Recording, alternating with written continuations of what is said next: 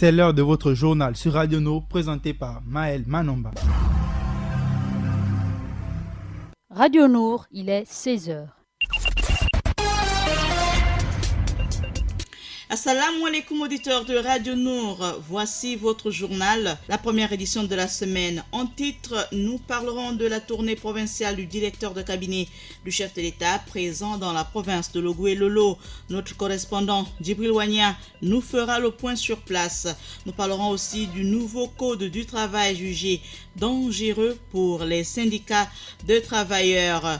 Nous reviendrons sur la journée internationale de la paix célébrée le week-end dernier à Libreville, présente pour le compte de la Radio Nour notre reporter Ida Ibinga. 150, c'est le chiffre de la rédaction et c'est en millions de dollars. Plus de détails avant les pages musulmanes et internationales avec Adiza Adamou et Ida Ibinga. Radio Nour, il est 16h. La province de Logoué-Lolo a reçu Brice Laclouche Alianga, le directeur de cabinet du président de la République, son Excellence Ali Bongo Ondimba, sur place pour le compte de la Radio Nour dans la province Djibril Wanya. Le département de Mulundu a constitué la première étape du périple logovéen directeur de cabinet du président de la République Brice Laclouche Alianga. À ses côtés, la ministre Nanette Longa, les honorables Blaise Louembe, Régis Imongo et plusieurs autres personnalités politiques de la province, dont Éric Dodo Bungenza, le secrétaire général du Parti démocratique gabonais. La place Tsamba a donc été le lieu pour magnifier l'expression de l'attachement sans faille des filles et fils de Mulundu aux idéaux d'Ali Bongo Ondimba. Ils sont donc venus des cantons Pungi, Liu, Assio CB district de Ndangui, de Logouaval et de la commune de Lastrouville, d'où ces éloges du DCPR. Il faut dire que quand j'ai vu ce qui se passe ici, toute cette population, je me suis dit quand même que là vous avez fait fort à Lastrouville. Le président va très bien, il est en forme, il a même laissé la fête de la canne là. Il va très bien. Donc que ça soit dit, chacun dans son village, dites-le à vos amis, dites-le à vos frères, dites-le à vos femmes pour ceux qui sont polygames.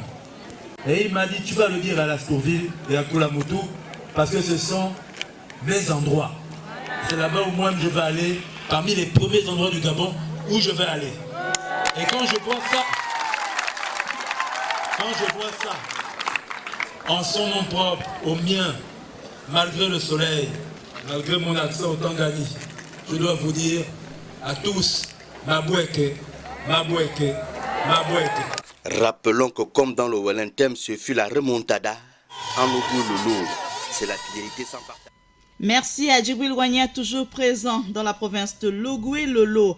On revient à Libreville dans le cadre de la Journée internationale de la paix. Le bureau régional de l'ONU pour l'Afrique centrale, en collaboration avec le système des Nations Unies, ont organisé la 6e édition du tournoi de la paix. C'était au stade de Gros Bouquet de Libreville le week-end dernier. La journée internationale de la paix de chaque année, elle est célébrée, il faut le rappeler, le 21 septembre. On écoute Ida Ibinga, notre envoyé spécial, pour les détails. Le stade de Gros-Bouquet a servi de cadre au tournoi de la paix le week-end dernier, initié par UNOCA, Bureau régional des Nations Unies pour l'Afrique centrale. Une visite de stand a précédé le coup d'envoi de ce tournoi qui a vu la participation de 8 équipes. Le football, moyen de communication et de sensibilisation sur la paix, je propose d'écouter le représentant de l'ONU. Il marque la journée internationale de la paix. C'est quelque chose que les Nations Unies au Gabon et ailleurs organisent chaque année.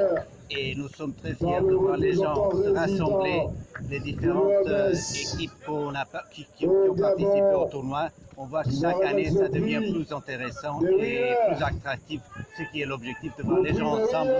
Et la paix, c'est ça, c'est aussi d'être ensemble, de partager ces moments et de sport, mettre le sport dans un esprit de fair play, comme ils disent en anglais.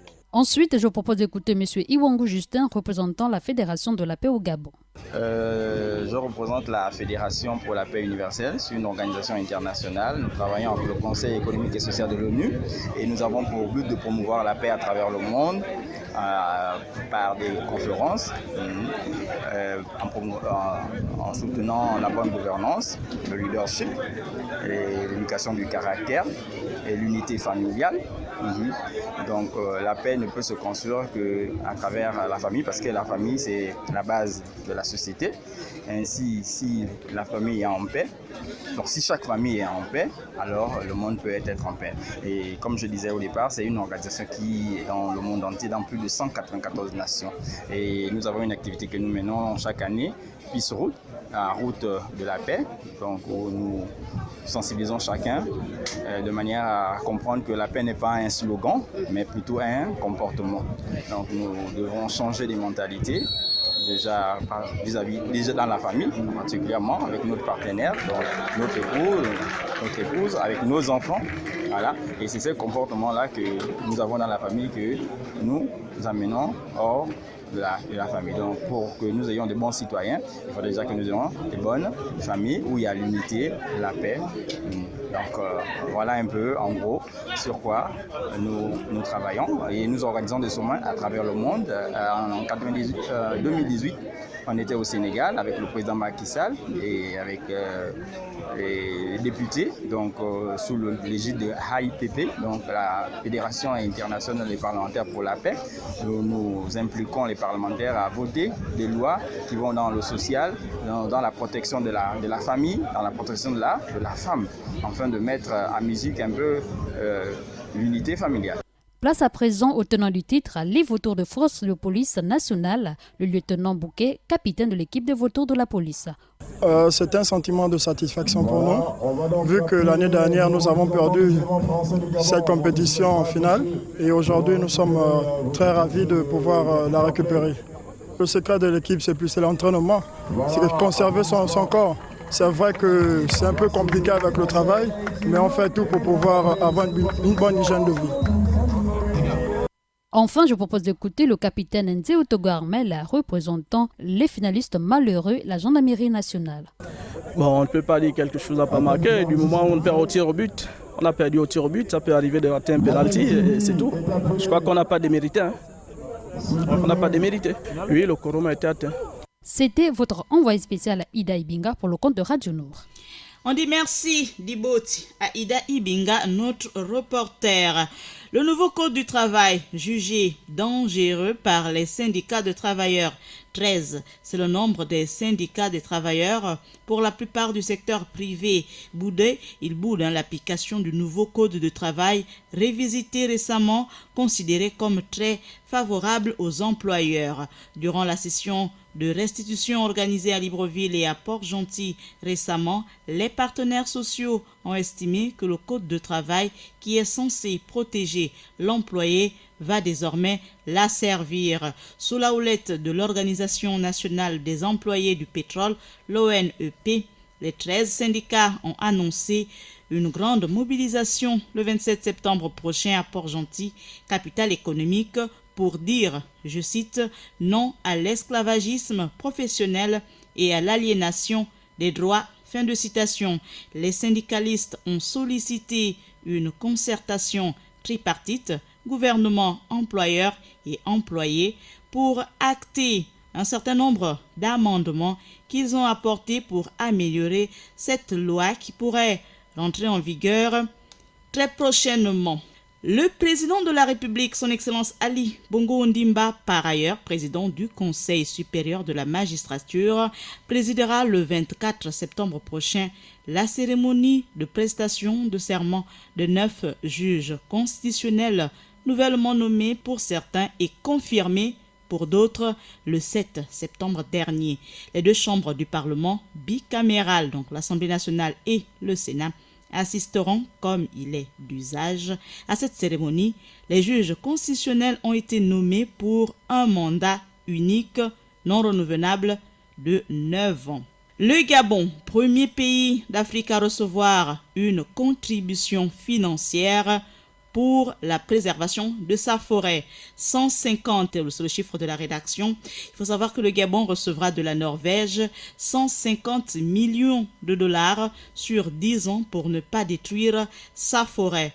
Un accord d'un nouveau genre a été signé dimanche dernier à New York entre la Norvège et le Gabon, le pays africain couvert de sa forêt. Environ, donc, il sera payé pour protéger sa forêt. Ils vont nous payer parce qu'on n'a pas déforesté et parce qu'on a mieux géré l'exploitation forestière et réduit les émissions liées à l'exploitation forestière, dit Lee White, interrogé en marge d'un colloque environnemental à New York. Je vous invite à présent à suivre la page musulmane présentée par Adiza Adamou de Njolé. Assalamu alaikum Adiza. Wa alaikum salam Maël. 3 titres au sommaire de la page musulmane du jour. On parle en Égypte de nouvelles manifestations contre le pouvoir du président Sisi. On évoque la grève des enseignants qui entame sa 3e année en Jordanie. Pour finir, on parle du faible intérêt de la jeunesse arabe concernant l'écologie. On ouvre la page musulmane du jour en Égypte avec de nouvelles manifestations contre le pouvoir du président Sisi. Pour la seconde nuit consécutive de ce week-end, des manifestations contre le pouvoir du président Abdel Fattah al-Sisi ont eu lieu en Égypte. Ce samedi 21 septembre, une manifestation de centaines de personnes a été dispersée par la police dans la ville de Suez à l'entrée du canal. Avec notre confrère de France 24, on revient sur ces manifestations. Il n'était en tout que quelques centaines, mais c'est assez rare pour être souligné. Des manifestations contre le président égyptien, le général Abdel Fattah al-Sisi, ont eu lieu au Caire et dans d'autres villes d'Égypte vendredi, avant d'être dispersées par la police. Dans la capitale, plusieurs personnes ont été arrêtées lors d'un rassemblement organisé pendant la nuit sur la place Tahrir, au lieu de la révolution de 2011. Ces manifestations faisaient écho à des appels lancés sur les réseaux sociaux, notamment par Mohamed Ali, un homme d'affaires égyptien en exil. Depuis l'Espagne, cet entrepreneur de la construction a appelé au renversement de Sisi et des militaires qu'il accuse de corruption. Depuis le coup d'État contre Mohamed Morsi en 2013, il faut dire que le régime égyptien mène une répression sans merci contre l'opposition et des membres de la société civile. 24, rappelons Maël que ces manifestations font suite à une série de vidéos sur les médias sociaux d'un entrepreneur égyptien en BTP, Mohamed Ali, qui depuis l'Espagne dénonce la corruption et la mainmise de l'armée sur le secteur du bâtiment en s'en prenant au président Sisi. On poursuit l'actualité dans le monde musulman en Jordanie où la grève des enseignants entame sa 3e semaine. La plupart des enseignants n'ont pas repris les cours à la rentrée de septembre. Ils réclament une hausse des salaires. Ils avaient manifesté à la capitale en début du mois et les forces de l'ordre avaient violemment dispersé leur rassemblement. Depuis, leurs revendications se sont durcies. Un véritable bras de fer s'est engagé entre leurs syndicats et le gouvernement. Ils demandent une augmentation de salaire de 50%. Les enseignants réclament aussi des excuses pour les violences policières. Il y en a eu une cinquantaine le 5 septembre dernier lorsque les professeurs manifestaient dans les rues de la capitale jordanienne. On clôture l'actualité du monde musulman au Moyen-Orient pour parler de l'écologie dans le monde arabe, une cause qui progresse lentement. Alors que des jeunes du monde entier faisaient la grève de l'école vendredi dernier pour implorer aux dirigeants mondiaux de faire leur devoir sur le climat, la jeunesse arabe n'a pas vraiment répondu à l'appel. Sur 150 pays représentés, seuls 7 pays arabes se sont mobilisés et de façon tout à fait marginale. Si la cause écologique progresse dans le monde arabe, elle le fait moins rapidement qu'ailleurs et n'a pas encore complètement investi le domaine public. La culture de protection de l'environnement et de la rationalisation de l'utilisation des ressources qu'il y a dans certains pays européens n'existe pas encore dans le monde arabe. L'écologie apparaît pour les jeunes arabes comme un luxe occidental ou encore une problématique de riches, affirme Nouad Awad qui fait partie de la branche libanaise du Arab Young Climate Movement. Voilà Maël, les informations du monde musulman de ce jour. On dit Nagodé, c'est pour dire merci à Adiza pour toutes ces informations liées au monde musulman. Je vous invite à présent à écouter le condensé de l'actualité dans le reste du monde avec Ida Ibinga. Wa alaykoum salam Maël, voici le sommaire de notre actualité internationale. D'abord, 7 morts dans l'effondrement d'une école au Kenya. Ensuite, l'effort planétaire, un problème pour les pays africains. Enfin, dernière répétition avant la célébration du 70e anniversaire de la République populaire de Chine. Le développement des titres tout de suite.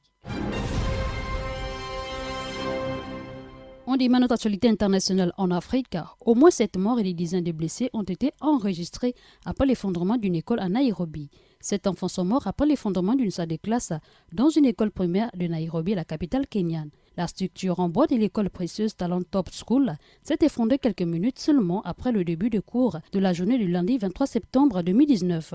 Des dizaines de personnes ont été blessées et transportées dans les hôpitaux de la ville. L'actualité se poursuit pour parler du climat. L'effort planétaire est un problème pour les pays africains. À la veille de l'ouverture de l'Assemblée générale de l'ONU à New York, le secrétaire général des Nations Unies, Antonio Guterres, a convoqué un sommet extraordinaire sur le climat ce lundi. À l'ordre du jour, des objectifs très ambitieux, moins 45% d'émissions de gaz à effet de serre d'ici 10 ans. Zéro émission en 2050. Rappelons tout de même que les pays africains, la difficulté est que ces objectifs doivent être atteints tout en faisant croître leur économie. Pour participer à l'effort planétaire pour le climat, nombre de pays africains se trouvent face à des contradictions. On refait notre actualité internationale en Chine. Dernière répétition avant la célébration du 70e anniversaire. Pékin se prépare à accueillir la plus importante parade militaire jamais organisée à l'occasion des 70 ans de la République populaire de Chine le 1er octobre prochain. Je vous propose d'écouter le reportage de notre confrère de RFI.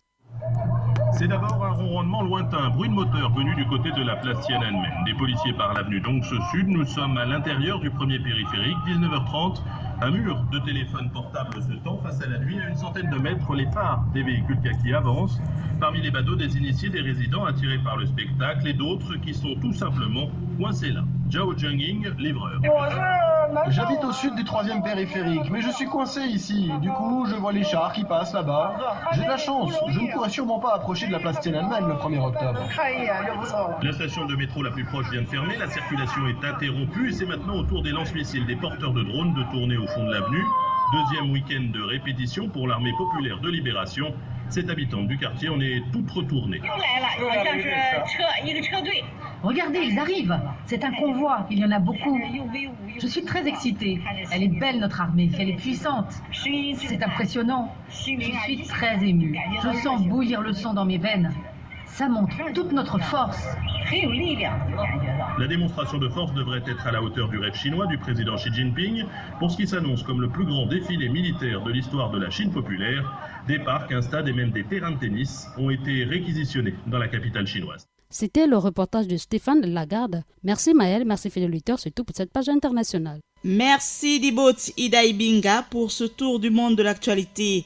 À la réalisation de cette édition d'information, Paturel Minsa Akiba, Idaibinga à la coordination Diboti et pour la présentation Maël Manomba de Mwabi aux côtés d'Adiza Adamou de Njolé. Sur Radio Nour, l'information c'est à 16h, 20h, 23h et 8h. Merci de nous suivre sur nos chaînes en ligne YouTube et Facebook. Assalamu alaikum. Radio Nour, il est 16h.